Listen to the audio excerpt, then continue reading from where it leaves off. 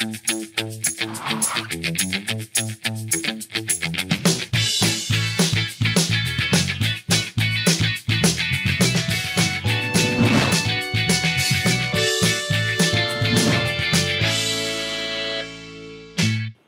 প্রিয় দর্শক, স্বাগত জানাচ্ছি RICL TMX স্ট্রেট কাটে। সাথে আছে আমি দীপ্তি চৌধুরী এবং আমার সাথে আজকে স্ট্রেট কাট প্রশ্নের মুখোমুখি হয়েছেন সাবেক স্বরাষ্ট্র প্রতিমন্ত্রী, হেলথ অ্যান্ড ফিটনেস অ্যাক্টিভিস্ট এবং বাংলাদেশের প্রথম প্রধানমন্ত্রী তাজউদ্দিন আহমেদের পুত্র সোহেল তাজ।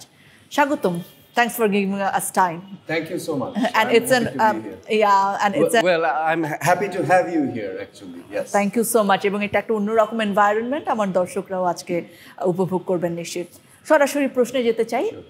মানুষ আপনাকে অনেক কিছু হিসেবে চেনে, একজন পলিটিশিয়ান, আপনি খুব অ্যাক্টিভ ছিলেন পলিটিক্সে, একজন সাবেক স্বরাষ্ট্র প্রতিমন্ত্রী। আপনাকে ফিটনেস এক্সপার্ট হিসেবে চেনে মানুষজন, বাংলাদেশের প্রথম প্রধানমন্ত্রীর পুত্র হিসেবে চেনেন। আপনি নিজেকে আসলে কোনটা হিসেবে পরিচয় দিতে সবচেয়ে বেশি পছন্দ করেন? নিজেকে কি ভাবেন? না, আসলে একটা মানুষের জীবনের শুরু তো তার সত্তা, দ্যাট ইজ মাই প্যারেন্টস। যেমন একটা দেশের নাগরিকের জন্য তার দেশের জন্মই হচ্ছে তার পরিচয়ের ঠিকানা। আমাদের মহান মুক্তিযুদ্ধ। আই এম ভেরি প্রাউড যে আমার বাবা একজন দেশপ্রেমিক ছিলেন, দূরদর্শিতার সহকারে চমৎকারভাবে নেতৃত্ব দিয়ে আমাদের মুক্তিযুদ্ধ সফল করেছিলেন এবং একটা স্বাধীন সার্বভৌম বাংলাদেশ উপহার দিতে পেরেছিলেন। আমার মাও রাজনীতিবিদ ছিলেন এবং উনিও আজীবন গণতন্ত্র এবং নারী অধিকারের জন্য কাজ করে গিয়েছেন। ডু ইউ থিংক যে আপনি তাদের সন্তান হিসেবে, যোগ্য সন্তান হিসেবে কাজ করতে পেরেছেন বা করে যাচ্ছেন? না, তাদের অর্জন তো এটা ধরাছোঁয়ার বাইরে। বাংলাদেশের প্রথম প্রধানমন্ত্রী একজনই, বাংলাদেশের মুক্তিযুদ্ধের নেতৃত্ব দিতে পেরেছেন একজনই, তাই না? সো আরও অনেক কন্ট্রিবিউটার্স ছিলেন, কিন্তু তিনি অন্যতম ছিলেন। তো ওই জায়গায় তো যাওয়া কোনোদিনও সম্ভব না। বাট আমার প্রয়াস সবসময় ছিল যতটুকু সম্ভব আমার কাজের দ্বারা তাদের সুনাম যেন অক্ষুণ্ণ থাকে। হ্যাঁ, তো আমি চেষ্টা করছি সেভাবে। এখন আমিও মানুষ, আমারও ভুল ত্রুটি থাকতে পারে, but I try my best. আপনার কি মনে হয় বাবার কোন গুণটা আপনি পেয়েছেন? আমি আশা করব আমার বাবার ধৈর্যটা যদি থাকতো তাহলে ভালো হতো। উনি খুব ধৈর্যশীল ছিলেন, উনি জোক করতেন, উনি মজার কথা বলতেন, মজার কাহিনী বলতেন। সো আমার মধ্যে কিছুটা আছে ওরকম। অ্যান্ড ওনার গুণাবলী যদি কিছু 10%ও আসে, I will be happy with that. আপনি তখন কত ছোট আসলে আপনার বাবা যখন? আমার বাবাকে যখন হত্যা করা হলো ঢাকা কেন্দ্রীয় কারাগারে 3রা নভেম্বর 1975 সালে, আমার বয়স তখন 5 বছর 11 মাস। RICL TMX, যুগের পর যুগ স্থাপনা থাকে মজবুত। VRM প্রযুক্তির RICL TMX। সো আপনার বাবার মেমোরি নিশ্চয়ই আপনার অনেক বেশি নেই, বা রাজনৈতিক দূরদর্শীর কথা নিশ্চয়ই আপনি তেমন শুনতে পারেন। মেমোরি আছে, খুব আশ্চর্য হবেন, আমার মেমোরি কিছু আছে। যেমন একবার আমি খাওয়ার টেবিলে, তখন আমার বাবা পদত্যাগ করেছেন মন্ত্রিসভা থেকে, ফাইন্যান্স মিনিস্টার ছিলেন। খাওয়ার টেবিলে মাছ রান্না করেছে আমার মা। তো আমি ছোট ছেলে, ছোট বাচ্চা, মাছ কাটা বেছে খেতে সমস্যা হয়। সো আমি আম্মার কাছে একটু বাহানা করলাম যে মাছ খেতে চাই না। টেবিলে আমার ফ্যামিলি সবাই বসা, আমার বাবা আস্তে করে আমাকে বলল, সোহেল একটু এদিকে আসো। তো আমাকে বারান্দায় নিয়ে উনি বললেন, এই বাংলাদেশ স্বাধীন করতে লক্ষ লক্ষ মানুষের প্রাণ দিতে হয়েছে। এখনও বাংলাদেশের অনেক মানুষ 3 বেলা খেতে পারে না। তোমার কোনো অধিকার নাই খাওয়া নিয়ে তালবাহানা করার। যা দেওয়া হয়েছে ওটা খেতে হবে। এটা আমি ভালোভাবে নেইনি জিনিসটা, যে আম্মা এখানে ব্যস্ত হয়ে গেল আমাকে অন্য জিনিস দেওয়ার, বাবা এখানে বাধা দিল, রাইট? কিন্তু পরবর্তীতে আমি উপলব্ধি করতে পেরেছি যে এই মেসেজটা সেই 6 বছরের ছেলেকে দেয়নি। আমার পর্যাপ্ত বয়সে আমি এটা উপলব্ধি করতে পেরেছি। বোনদের সামনেও আমাকে ছোট করতে চাননি, উনি আলাদা করে বলেছেন। উনি আমাকে বুঝালেন দেশপ্রেম কী জিনিস। সো মানুষের দুঃখ কষ্ট বোঝা, যে উনি যে ফিল করছেন সেটাও আমার কাছে প্রকাশ করলেন। আপনার বড় বোনের একটি লেখা এখন আসলে মানে দালিলিক প্রমাণ হিসেবে ব্যবহার করা হয়, যে 26শে মার্চের প্রথম প্রহরে আসলে শেখ মুজিবুর রহমানকে বলা হয়েছিল যে আপনি ঘোষণা দেন, কিন্তু তিনি দেননি। স্বাধীন যখন হয়ে গেল তারপরেও কি আপনার বাবা মানে তাজউদ্দিন আহমেদের সাথে শেখ মুজিবুর রহমানের রাষ্ট্র পরিচালনা নিয়ে কোনো মতাদর্শিক দ্বন্দ্ব হয়েছিল? কি ছিল অবস্থা? আপনি কি পরিবারের কাছে শুনেছেন? হ্যাঁ, আমরা এটা শুনেছি, আমার মায়ের মুখ থেকে শুনেছি।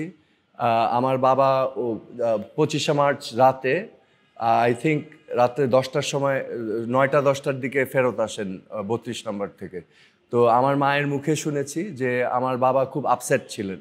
উনি বাসায় এসে যত অফিস রুমে ফাইলপত্র ছিল সব ফাইলপত্র নিয়ে ছুঁড়ে ছুঁড়ে ফেলছিলেন, এবং উনি বারবার বলছিলেন এই যে আমাদের 23 বছরের আন্দোলন সব নস্যাৎ হয়ে গেল, সব নস্যাৎ হয়ে গেল, মুজিব ভাই তো সাইন করলো না।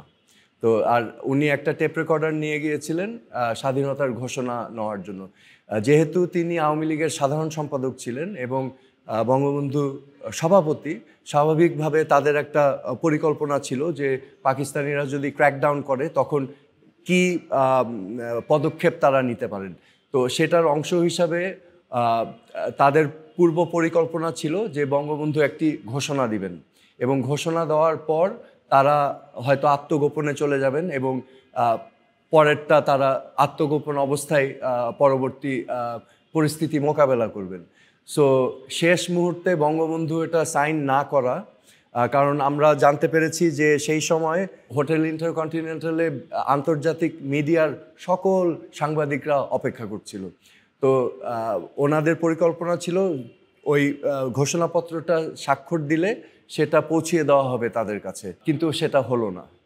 তো সেটা হলো না, এবং আমার মায়ের মুখ থেকে শুনেছি যে আব্বু এসে বলেছিল যে বঙ্গবন্ধু বলেছিলেন ওনাকে, যেটা আমার বোন ওর বইয়ে লিখেছে, যে এত চিন্তা করো না, আমি হরতাল ডাকছি কালকে, নাকে তেল দিয়ে ঘুমিয়ে থাকো, এই ধরনের কথা বলেছিল, এবং আমার বাবা খুব আপসেট হয়ে গিয়েছিলেন। সো পরবর্তীতে তো আমরা দেখলাম যে হরতাল ডাকার কোনো সুযোগ ছিল না। পাকিস্তানিরা বর্বরচিত গণহত্যা শুরু করে 25শে মার্চ রাত, 26শে মার্চ ভোরবেলায়, এবং পরবর্তীতে তাজউদ্দিন আহমেদ নিজ উদ্যোগে উনি বর্ডার ক্রস করে ইন্ডিয়াতে যান। তো তখন তিনি চিন্তা করেছিলেন যে তিনি রিফ্লেক্ট করলেন যে অনেক বিচ্ছিন্নতাবাদী আন্দোলন হয়েছে পৃথিবীতে, কিন্তু বেশিরভাগই সাকসেসফুল হয়নি, কারণ কোনো আইনগত ভিত্তি ছিল না সেই মুভমেন্টগুলোর। তখন তিনি চিন্তা করলেন যে যেহেতু আমাদের একটা নির্বাচন হয়েছিল 70 সালে, তো ওই নির্বাচনেরকে ভিত্তি করে যদি একটি সরকার গঠন করা হয় তাহলে ইন্ডিয়া সহ অন্যান্য রাষ্ট্রর সমর্থন নেওয়া সম্ভব হবে, এবং একটি স্বাধীন রাষ্ট্র হিসাবে বাংলাদেশকে মুক্ত করা সম্ভব হবে। তো এই চিন্তা নিয়েই তিনি বর্ডার ক্রস করলেন, এবং তিনি সরাসরি দেখা করতে চেলেন ইন্দিরা গান্ধীর সাথে। তাদেরকে অফার দেওয়া হয়েছিল যে এবং অন্যান্য সংস্থার সাথে যোগাযোগ করতে, কিন্তু আমার বাবা রাজি হননি। তিনি বলেছিলেন আমি সরাসরি প্রধানমন্ত্রীর সাথে দেখা করতে চাই। অর্থাৎ প্রবাসী সরকার যেটা বাংলাদেশের মুক্তিযুদ্ধকালীন, সেটার পরিকল্পনা এবং নেতৃত্ব পুরোপুরি তাজউদ্দিন আহমেদের কাছে ছিল। রাইট, ওনার সাথে সঙ্গী ছিলেন ব্যারিস্টার আমিরুল ইসলাম, তখন তিনি একজন তরুণ আওয়ামী লীগ নেতা ছিলেন। যেহেতু পাকিস্তান সেই সময় পশ্চিমা বিশ্বের সাথে অ্যালাইড ছিল এবং ইন্ডিয়া আবার অ্যালাইড ছিল সোভিয়েত রাশিয়ার সাথে, সো এই ভৌগোলিক জিওপলিটিক্যাল সিনারিওটাকেও মাথায় রাখতে হয়েছে, কারণ আমাদের সফল হতে হলে কিন্তু আমাদের মোকাবেলা করতে হবে একটা পরাশক্তিকে। সো পরাশক্তিকে মোকাবেলা তো একা করা যাবে না, তো আমাদের বন্ধু রাষ্ট্রর সাহায্য সহযোগিতা লাগবে। তো এখানে একটা উল্লেখযোগ্য বিষয় আছে, আমি অ্যাড করতে চাচ্ছি। রাও ফরমান আলী, পাকিস্তানি জেনারেল, যিনি অপারেশন সার্চলাইটের ব্লুপ্রিন্টটা করেছিলেন, রাও ফরমান আলী একটা ইন্টারভিউতে বলেছিলেন যে আওয়ামী লীগের ভিতরে 3টা গ্রুপ ছিল, একটা লেফট, একটা রাইট, অ্যান্ড দেন দেয়ার ওয়াজ তাজউদ্দিন। আমাদের সবচেয়ে বেগ পেতে হয়েছে তাজউদ্দিনের সাথে, কারণ তাজউদ্দিনই একমাত্র পাকিস্তান ফ্রেমওয়ার্কে কোনো আলাপ করতে চাননি। হি ওয়াজ ফর ইন্ডিপেন্ডেন্স। সো আমাদের সবচেয়ে বড় মাথা ব্যথা ছিল তাজউদ্দিন। শেখ মুজিবুর রহমান কোন সাইডে? এখন শেখ মুজিব, এই প্রশ্নটাও কিন্তু জার্নালিস্ট করেছিলেন, তো উনি বলেছিলেন না, শেখ মুজিবুর রহমান ব্যতীত 3টা গ্রুপ ছিল, because he was trying to say যে এই গ্রুপগুলো ইনফ্লুয়েন্স করতো শেখ মুজিবুর রহমানকে। স্বাধীনতার পরে আসলে তাজউদ্দিন আহমেদ কি সেই ভূমিকার যোগ্য মর্যাদা পেয়েছিলেন কিনা, বা দেশকে নিয়ে তারা যে স্বপ্ন দেখেছিলেন সেই অনুযায়ী তিনি কাজ করে যাওয়ার সুযোগটা পাচ্ছিলেন কিনা, কিছু শোনাচ্ছেন আপনি? না, অবভিয়াসলি পাননি, যেই কারণে গণতন্ত্র ছিল না 72-এর পরে। ক্রমাগতভাবে একদলীয় শাসন ব্যবস্থায় চলে গেলাম, যেটার বিরোধিতা এবং যুক্তি দিয়ে বলার চেষ্টা করেছিলেন আমার বাবা সেই সময়, এবং উনি এটাও বলেছিলেন যে আপনি বাকশাল করার মাধ্যমে ক্ষমতা থেকে আপনাকে সরাবার কোনো পথ রাখলেন না, একমাত্র আপনাকে হত্যা করা ছাড়া। এবং আপনিও যাবেন, আমাদের সবাইকে নিয়ে যাবেন। কিন্তু সেই আওয়ামী লীগেই আপনি আবার রাজনীতিতে যোগ দিলেন, কোন দর্শন থেকে? বাংলাদেশকে একটি সুন্দর বাংলাদেশ হিসাবে গড়ার জন্য, মুক্তিযুদ্ধ যেই স্বপ্ন নিয়ে আমরা করেছিলাম সেই স্বপ্নকে ধারণ করে। আপনার মনে হয়েছিল যে শেখ হাসিনার নেতৃত্বে আওয়ামী লীগ আবার সেই পথেই হাঁটবে? ইয়েস, আমি শেখ হাসিনার উপর আস্থা রেখেছিলাম, আমি তাকে বিশ্বাস করেছিলাম। আপনি আশাহত হয়েছেন? আমি মনে করি তিনি আমার সাথে, দেশের সাথে, দলের সাথে বিশ্বাসঘাতকতা করেছেন। সো আপনি যে স্বরাষ্ট্র প্রতিমন্ত্রী থেকে পদত্যাগ করেছেন সেটার স্পেসিফিক কারণ আসলে কি ছিল? মুক্তিযুদ্ধের লক্ষ্য ছিল একটা ঔপনিবেশিক শাসন থেকে বেরিয়ে আসা, বাংলাদেশের 7.5 কোটি মানুষ যাতে স্বাধীনভাবে তাদের রাষ্ট্র পরিচালনা করতে পারে। তার মানে কি? তার মানে গণতন্ত্রের মৌলিক অধিকারগুলো যেন তারা চর্চা করতে পারে। ভোটাধিকার, বৈষম্যহীন একটি সমাজ, মেধাভিত্তিক একটি সমাজ, দুর্নীতিমুক্ত একটি সমাজ, যেখানে সকলের সমান অধিকার থাকবে, হিন্দু, মুসলমান, বৌদ্ধ, খ্রিস্টান সকলের সমান অধিকার নিয়ে বসবাস করবে। এইগুলোই ছিল কিন্তু মুক্তিযুদ্ধের চেতনা। RICL TMX, যুগের পর যুগ স্থাপনা থাকে মজবুত। VRM প্রযুক্তির RICL TMX। আশ্চর্যজনক হচ্ছে এখন যে বৈষম্য বিরোধী ছাত্র আন্দোলনের চেতনা, এটা কিন্তু হুবহু মিলে যায় মুক্তিযুদ্ধের চেতনার সাথে। 71-এর চেতনা এবং 2008 সালে যখন 111-এর সরকারের পর যখন একটি নির্বাচন হলো, তখন বাংলাদেশ আওয়ামী লীগ একটি ম্যানিফেস্টো বা নির্বাচনী ইশতেহার দিয়েছিল। সেখানে সুস্পষ্টভাবে সেই চেতনাটাকে ফুটিয়ে তোলা হয়েছিল। গণতান্ত্রিক প্রতিষ্ঠানগুলোকে আমরা কি করব? সংস্কার করব। নির্বাচন কমিশনকে আমরা ইন্ডিপেন্ডেন্স দিব, রাইট? আমরা জুডিশিয়ারিকে ইন্ডিপেন্ডেন্স দিব, রাইট? আমরা প্রশাসনকে রাজনীতিকরণ মুক্ত করব, পুলিশকে রাজনীতিকরণ মুক্ত, রাজনীতি প্রভাব মুক্ত করব। আমরা দুর্নীতিমুক্ত সমাজ, জিরো টলারেন্স দুর্নীতির বিরুদ্ধে আমরা ঘোষণা দিয়েছিলাম। আমরা আরও কি বলেছিলাম? সিস্টেমিক চেঞ্জ, সিস্টেমগুলোকে আমরা চেঞ্জ করব, রাইট? সো এটা তো একটা বিশাল কাজ। সো আমি খুব অনুপ্রাণিত হয়েছিলাম যে এই কাজগুলো যদি এবার আমরা করতে পারি, কারণ 2008 সালে কিন্তু জনগণ ম্যান্ডেট দিয়েছিল আওয়ামী লীগকে এই কাজগুলো করার জন্য। কঠিন একটি মন্ত্রণালয়, যেটা স্বরাষ্ট্র মন্ত্রণালয়, স্বরাষ্ট্র মন্ত্রণালয়ের প্রতিমন্ত্রীর দায়িত্ব নিয়েছিলাম। কেন? কারণ আমরা যদি এই সংস্কারগুলো করতে চাই তাহলে আমাদের সুশাসন কায়েম করতে হবে। You must have good governance. Good governance করতে হলে you must ensure rule of law, তার মানে আইনের শাসন আসতে হবে। আর আইনের শাসন কোনোদিনও হবে না যদি আইন প্রয়োগকারী সংস্থাই দুর্নীতিগ্রস্ত থাকে। আমি আমার নিজের অফিসে প্রত্যেকটা জায়গায় সাইন ঝুলিয়ে দিয়েছিলাম দুর্নীতিমুক্ত এলাকা, এবং আমি চেয়েছিলাম প্রত্যেকটা মন্ত্রণালয়ে এই সাইনবোর্ড যাবে, প্রত্যেকটা মন্ত্রণালয়ে অনেস্ট পুলিশ অফিসার স্টেশন থাকবে। কেউ দুর্নীতি করতে এসে অভিযোগ করলে মন্ত্রী থেকে এমপি সব অ্যারেস্ট হয়ে যাবে। কিন্তু আমি দেখলাম এগুলো আমাকে করতে দেওয়া হচ্ছিল না। পরবর্তীতে বিডিআর ঘটনাটা ঘটলো, তখন আমাদের রেসপন্সটা সম্পূর্ণ ভুল ছিল। কারণ যে কোনো এটা স্ট্যান্ডার্ড অপারেটিং প্রসিডিওর বলে, হ্যাঁ, SOP। আমাদের উচিত ছিল পুরা কম্পাউন্ডটাকে সারাউন্ড করে মিলিটারি, আর্মি, র্যাব, যা যা ফোর্সেস আছে সব ফোর্স দিয়ে ঘিরে ফেলার প্রয়োজন ছিল, যাতে করে যারা বিদ্রোহ ঘটাচ্ছে বা হত্যাযজ্ঞ ঘটাতে যাবে তাদের কাছে যেন ক্লিয়ার সিগন্যাল থাকতো যে এখান থেকে পালাবার কোনো ওয়ে নাই। আর তারা যদি জানতো পালাতে পারবে না, তাহলে তারা হয়তো হত্যাযজ্ঞগুলো চালাতো না। আমি তখন আমেরিকায় ছিলাম, আমি আইজি সাহেবকে ফোন করেছিলাম, আইজি সাহেবকে একই কথা বলেছি, আপনারা কম্পাউন্ড সারাউন্ড করেন। উনি বললেন যে এখানে মন্ত্রী মহোদয় আছেন, তার মানে উনি করতে পারবেন না, আমার আদেশ মানতে পারবেন না, কারণ মন্ত্রী আছেন। আমি স্বরাষ্ট্রমন্ত্রীকে ফোন দিলাম, সাহারা খাতুন, উনি বললেন এটা তো প্রধানমন্ত্রী দেখছেন। আমি তখন প্রধানমন্ত্রীকে কল করলাম যে এখানে তো আমাদের সারাউন্ড করে ফেলতে পারে। উনি বললেন এত বুঝো না, আমি দেখতেছি। আমি 10ই মার্চ দেশে আসলাম। 11ই মার্চ হঠাৎ আমাদেরকে বলা হলো যে বিডিআরের সকল কর্মকাণ্ড আমাদের হাত থেকে নিয়ে যাওয়া হচ্ছে। মানে বিডিআর জড়িত ঘটনাগুলো ইনভেস্টিগেশন সমস্ত কিছু করার জন্য একটা কোঅর্ডিনেশন কমিটি করে দেওয়া হলো, এবং এটার প্রধান করা হলো আমাদের সে সময় commerce minister colonel retired Faruk খানকে। সো এই 11 মার্চের পর থেকে আমাদেরকে কোনো প্রশ্ন করা হয়নি, আমাদের থেকে কিছু জানার চেষ্টা করা হয়নি।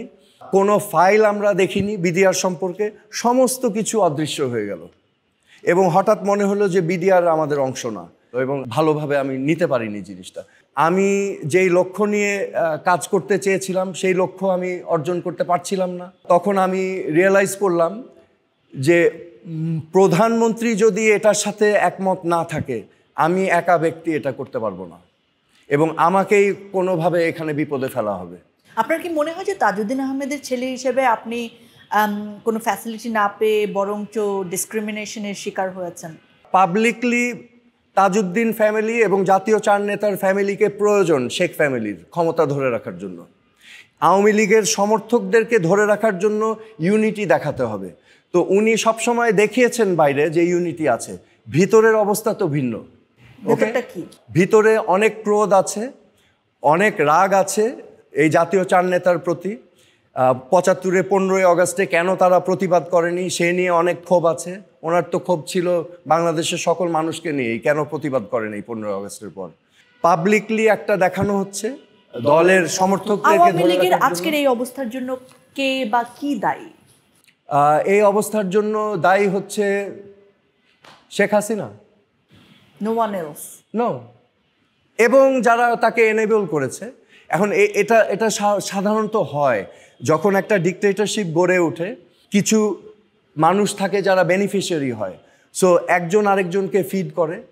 এবং এটা তো আমার নিজে চোখে দেখা, এটা ওপেনলি উনি বলেছেন ক্ষমতায় আসার পর 2009 সালে 2 হাতে টাকা বানাতে বলেছেন সবাইকে। তো আমি যাচ্ছি দুর্নীতির বিরুদ্ধে আন্দোলন করতে, আর আমি শুনছি বলা হচ্ছে 2 হাতে টাকা বানাবার জন্য। ডু ইউ আন্ডারস্ট্যান্ড আমার অবস্থাটা তখন কোথায় দাঁড়ায়? এখন তুমি তো 2 হাতে টাকা বানাচ্ছ, আবার ডিজিএফআই দিয়ে সমস্ত ফাইল আমার কাছে চলে আসছে। তার মানে তুমি কি কি অপকর্ম করছো সেটাও আমি জানি। তার মানে এখন তুমি আমার বাইরে গেলে তুমি বিপদে পড়বা। সো এইভাবে চালানো হয়েছে পুরা সংগঠন এবং সবাইকে লাইনে রাখা হয়েছে এভাবে। সো ইয়েস, সো এটার জন্য দায়ী হচ্ছেন কর্তা ব্যক্তি, যাকে আমরা একক ক্ষমতার অধিকারী বানিয়েছি।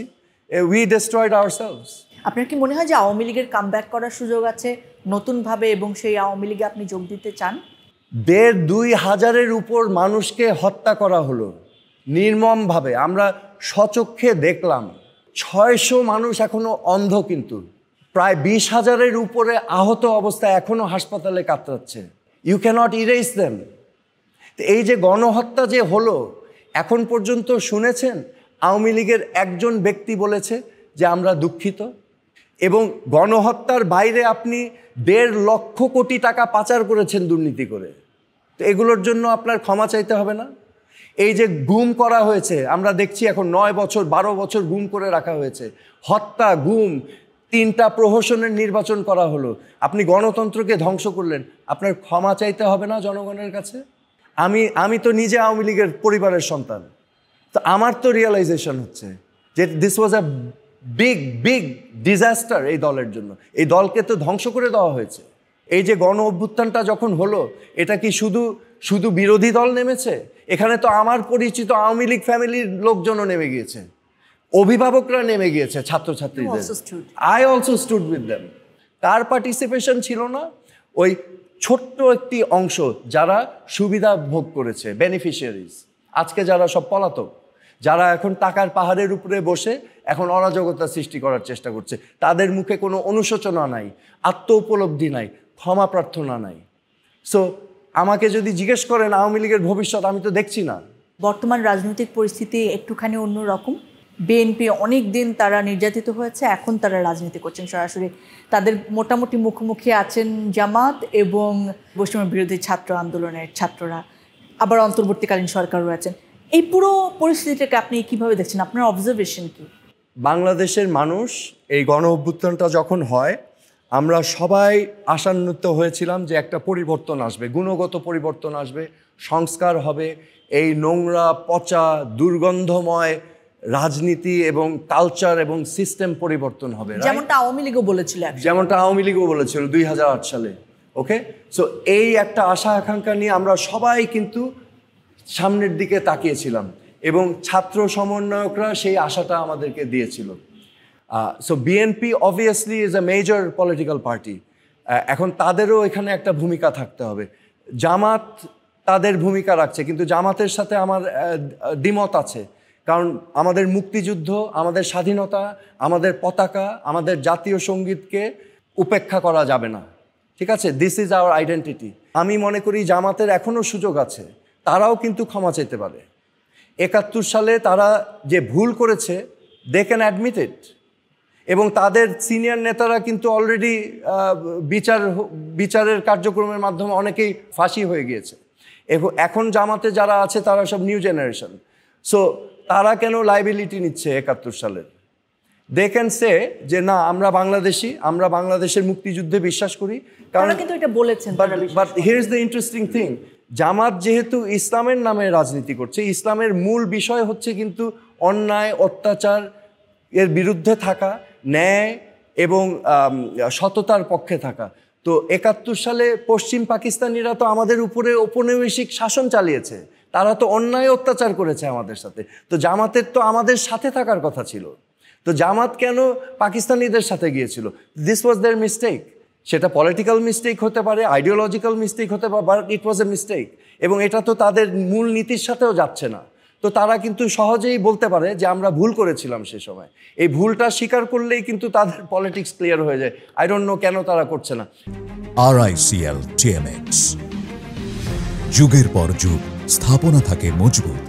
VRM প্রযুক্তির RICL TMX রড। আমার দৃষ্টিভঙ্গি হচ্ছে আই অ্যাম এ বাংলাদেশি, এবং আমরা বাংলাদেশের ভালো চাই। এখন আমাদের ভালো করতে যদি পাকিস্তান হেল্প করে, দ্যাটস ফাইন, কিন্তু পাকিস্তানেরও স্বীকার করতে হবে যে পাকিস্তানের গণহত্যা এবং তারা যেই হত্যাযজ্ঞ চালিয়েছে সেটার জন্য ক্ষমা চাইতে হবে। ইন্ডিয়া আছে, ৭১ সালে আমাদেরকে সহায়তা করেছে, এটা তো আমরা অস্বীকার করছি না। But this was our war, আমরা স্বাধীন করেছি, আমরা মুক্তিবাহিনীর দ্বারা মুক্তিযুদ্ধ করে ৩০ লক্ষ শহীদের রক্তের বিনিময়ে আমরা পেয়েছি, right? This is our victory, এটা ভারতের ভিক্টরি না। So this is our spirit.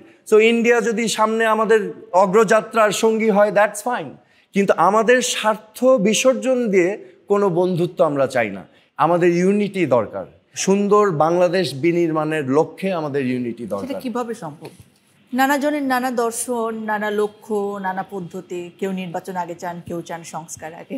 হ্যাঁ, এক একজনের এক এক আইডিওলজি থাকতে পারে, that is part of democracy. কিন্তু গোল হতে হবে তো এক, গোল হতে হবে প্রত্যেকটা নাগরিকের গণতান্ত্রিক অধিকার প্রতিষ্ঠা করা, প্রত্যেকটা নাগরিকের ভোটাধিকার নিশ্চিত করা, প্রত্যেকটা নাগরিকের কি ন্যায় বিচার পাওয়ার অধিকার নিশ্চিত করা, প্রত্যেকটা নাগরিকের সুচিকিৎসা পাওয়ার ব্যবস্থা করা, প্রত্যেকটা নাগরিকের শিক্ষার অধিকার নিশ্চিত করা, তাই না? প্রত্যেকটা নাগরিক যেন একটা দুর্নীতিমুক্ত সমাজে বসবাস করতে পারে সেটা নিশ্চিত করা। So if that is our গোল, আমি ইউনিটির ক্ষেত্রটা বলছি, তাহলে আমরা অলরেডি জানি আমাদের যে এক্সিস্টিং স্ট্রাকচার আছে, সিস্টেম আছে, এটা পলিউটেড হয়ে গিয়েছে, তার মানে সংস্কার প্রয়োজন। তা আমি বলছি সংস্কারের ক্ষেত্রে আমাদের ইউনিটিটা দরকার। এখন যদি আমরা মনে করি যে হ্যাঁ নির্বাচন তাড়াতাড়ি চলে আসলে আমরা ক্ষমতায় চলে আসবো, দ্যাট ইজ বিং সেলফিশ। আবার অনেকে ভাবছে নির্বাচনটা যদি ডিলে করি তাহলে আমরা হয়তো একটা দল গুছিয়ে নিতে পারবো, দ্যাট ইজ অলসো সেলফিশ। এই জায়গাগুলোর থেকে বেরিয়ে এসে মাঝখানে এসে সমঝোতার মাধ্যমে একটা অর্থবহী সংস্কার যাতে হয়, যাতে করে আগামীতে নির্বাচনের পরে যেই সরকার আসে সেই সরকার যাতে এই সংস্কারের মাধ্যমে ওই সিস্টেমটাকে নিয়ে এগিয়ে যেতে পারে, মানুষকে সুশাসন দিতে পারে। অন্তর্বর্তীকালীন সরকারের সংস্কার কার্যক্রম নিয়ে কি ভাবছেন, কেমন দেখছেন? কিছু কিছু রিপোর্ট দেখলাম, কিন্তু আমি একটু হতাশ হয়েছি এই সংবিধান নিয়ে যেই বিতর্ক শুরু হয়েছে। কারণ ৭২-এর সংবিধান পরবর্তীতে এটাকে কাটছাট করে সংযোজন করে এটাকে ম্যাসাকার করা হয়েছে, সেটা সত্য, কিন্তু সংবিধানকে ছুঁড়ে ফেলার মতো পরিস্থিতি না।